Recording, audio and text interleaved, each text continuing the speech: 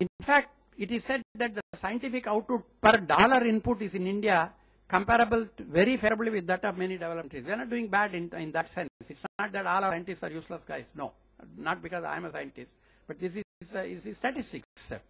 But what is happening is the disconnect between the academic and R&D institution is creating a rift. New people are not getting in, the best people are not getting in, and even the opportunities are not known to the people in the school. We need to have a closer look at this.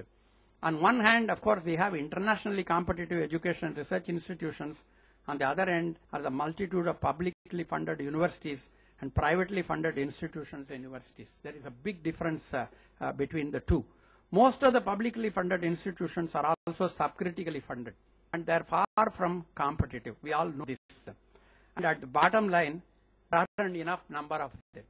When you say 200,000 students compete for 2,000 seats in IIT, you know there is not enough cake to go around, and this is not acceptable. A good student who is fit to do an engineering degree must have an opportunity to do engineering degree. Why he should get to something else after being told that you are not in the top 1%? Obviously something is wrong somewhere. Well, I'm glad that the Indian education sector is witnessing phenomenal changes across all levels in recent times. It's all in the newspaper every day. Our investments are growing. The budget for MHRD is increasing, definitely. Our strategies are changing. We are discussing it, and there are many other occasions when this is being discussed. It's also catching the attention of not only leading educationists and education institutions and governments, but also investors from both inside and outside the country. People do see an opportunity to make money while contributing to the education in the country. The challenge will be to maintain quality in an environment of fast changes and rapid expansion.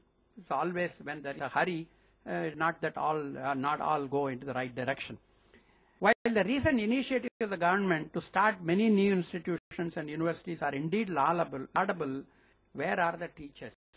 Buildings can be built, institutions can be created, teachers cannot be created overnight. We are not yet to see any concrete program to nurture teachers. We have been saying that you have to nurture good quality teachers at all levels. Somehow the government still is putting more money into brick and mortar and less on teachers, and that has to change. Other thing, the governments across the world have a tendency to regulate anything. When the need is for enabling, they must help, not regulate. Unfortunately, the power of saying no is indeed very intoxicating and sometimes corrupting. Absolute power corrupts absolutely, no question on that. Can we devise ingenious methods of enabling and quality assurance through novel and flexible accreditation systems? This is something which needs to be discussed, and probably this is also the right time to discuss, because once the bill comes, once the regulations come, you can go back for the next 30 years. So we have to do something about it today, and I think platforms like this are an opportunity to do it. The National Accreditation Regulatory Authority for Higher Education Institutions Bill 2010 is indeed a step in the right direction, because the objective is very clear. We want to control quality or enable quality by having an authority for accreditation. But the authority should not be an authority, it should be an enabler. The focus should shift from controlling to independent peer review bodies rather than by a group of 5 people or 6 people, however good they are. Challenge is to ensure that we have credible and transparent agencies that will come forward to do the job of accreditation.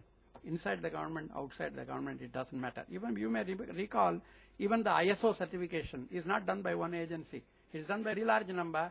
You keep a close look at the accrediting agencies, and if somebody makes a mistake, throw him out. But don't go and say, this is where you put your red pen, black pen, and micromanage such things. And professional bodies like the academies and other institutions can come forward with a commitment to ensure quality higher education in the country.